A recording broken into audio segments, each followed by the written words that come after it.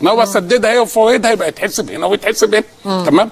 لما يتراجع الجنيه المصري امام الدولار بحوالي مثلا 7.5-8%، يبقى انا لازم اقلق. ليه؟ لان مصر بتصدر ب 26 مليار دولار بس بتستورد ب 60 مليار، يعني في 34 مليار دولار فرق. ال 34 مليار دولار فرق او ال 60 مليار جنيه اللي انا بستورد بيهم، معنى كده انهم زادوا 8%. هل السوق في وضع الانفلات الامني والاقتصادي ومفيش رقابه على الاسواق هيزود 8%؟ هيزود من 12 ل 15%. يعني معنى كده ان ال 60 مليار زادوا السلع بتاعتهم. السلع اللي زادت دي مين هيدفع ثمنها؟ السيد المستهلك المحترم اللي قاعد في قلب بيته اللي اساسا مش لاقي ياكل. يبقى ده زاد عليه، يبقى انا لازم اقلق. يبقى هنا هي دي الاشكاليه بتاعتي اللي موجوده. لازم اقلق؟ لا اقلق. مصر في وضع اقتصادي خطر. طبعا مصر في مزنق اقتصادي خطر، بس ليه حلول للخروج، ليه حلول للخروج من الازمه. خلينا قبل الحلول نسال دكتور بسنت، هل تشاركيه نفس الاحساس بان احنا في وضع خطر، بان في مشكله، ولا حضرتك شايفه وجهه نظر اخرى؟ وضع قلق حرج.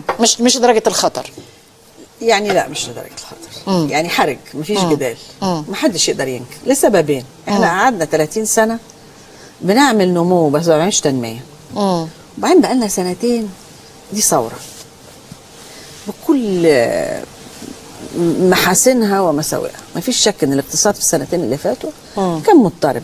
اسباب امنيه، اسباب سياسيه، عدم استقرار سياسي، حضرتك تقدري تحطي الاسباب اللي انت عايزاها. جينا بعد للاسف سنتين وخدنا قرار انا من وجهه نظري كان يجب ان يؤخذ اول الثوره. هو موضوع الدولار. اللي هو التعويم. طبعا بيقول لك مش تعويم، لكن في حقيقه الامر القرار ده اتاخر سنتين. ليه؟ لو كنت خدتيه في الاول خالص كانت نص الفلوس اللي خرجت ما كانت خرجتش. انت دعمتي خروج الفلوس للخارج. كانت الناس بتشتري دولارات وتطلع بره، كلنا كنا عارفين. فضلتي تاخدي في الاحتياطي بتاعك عشان تقوي العمله، تقوي العمله عشان ايه؟ يعني ايه نبقى ظروفنا الاقتصاديه صعبه وحرجه وتعبانه وكل اللي انت عايزاه وعملتك قويه؟ ده مش اقتصاد، دي لوغاريتمات. ولذلك انا بقول احنا استخدمنا من اول ما الثوره قامت من سنتين لغايه النهارده من وجهه نظري انا سياسه نقديه مش موفقه.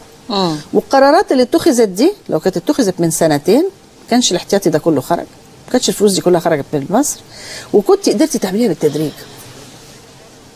طبعا احنا اليومين دول فوجئنا، مش فوجئنا، كان شيء متوقع ان الدولار ارتفع. لا بس وقتها كان في 36 مليار تقريبا احتياطي نقدي. انا عايز اسالك سؤال حضرتك كمصريه، يهمك سعر العمله ولا يهمك حجم الاحتياطي؟